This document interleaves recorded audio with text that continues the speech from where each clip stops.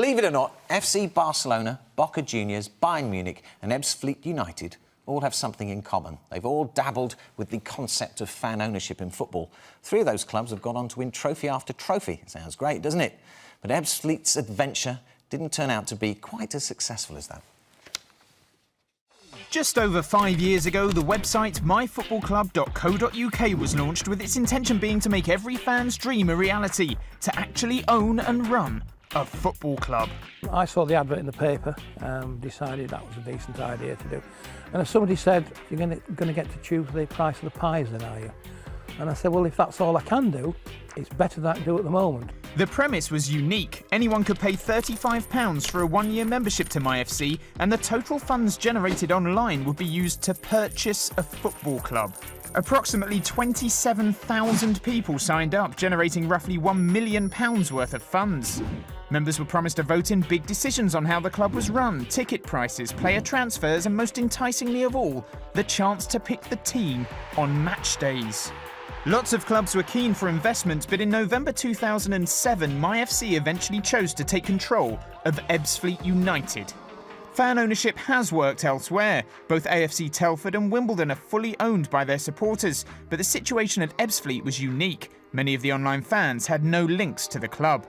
We put a lot of money in originally to buy them. We paid off a lot of debts, which kept them solvent.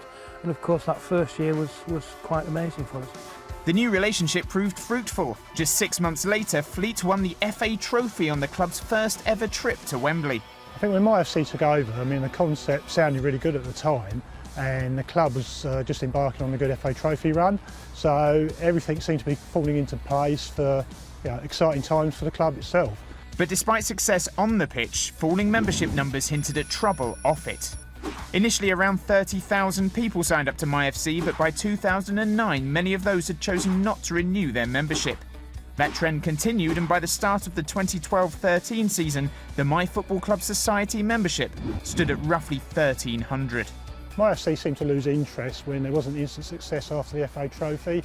Unfortunately, as time progressed, there was become a bit of a division between the fans and the people running the club. They didn't understand how we worked, they didn't understand how we raised money. We agreed how much we would put in at the start of the season. We did that and put more in besides as well. It simply wasn't enough. We were in a deep hole. We couldn't dig them out of that, and we had to sell. There was no option there, but we had to sell.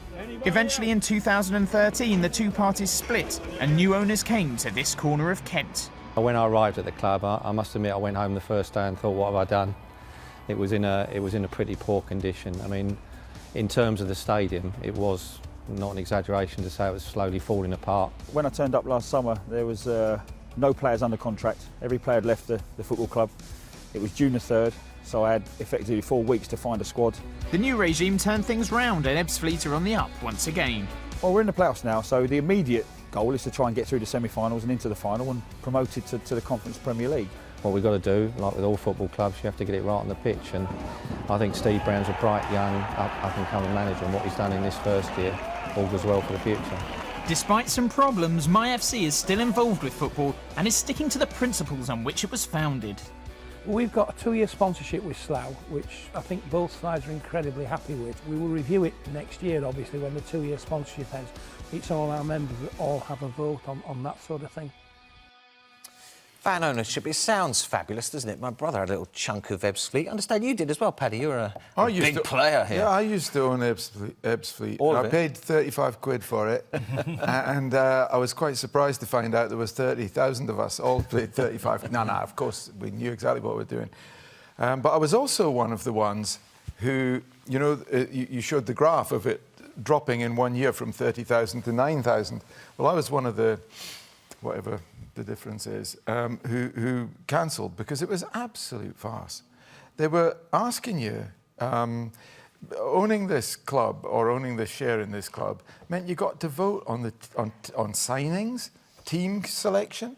Surely that's the point. That's what every fan dreams of. No, not in the slightest. I mean, I dream of having a manager who knows more about team selection than I do. That's why you'll never own a football club. Is fan power ever going to work?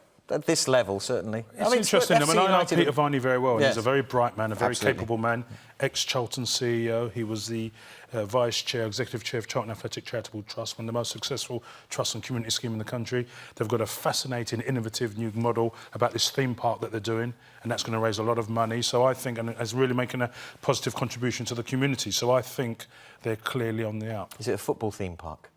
Oh, roller coasters, snakes and ladders. My brain's already going. Kevin, would you like that? A little sort of fan vote on who you should play this week if you're in charge? I think that's going to work. It's not, no. I think it's like when you have two managers, you know, someone's got to make the decision ultimately, and if you've got too many people having a say, then you never get a decision made. So I think it's better as it is.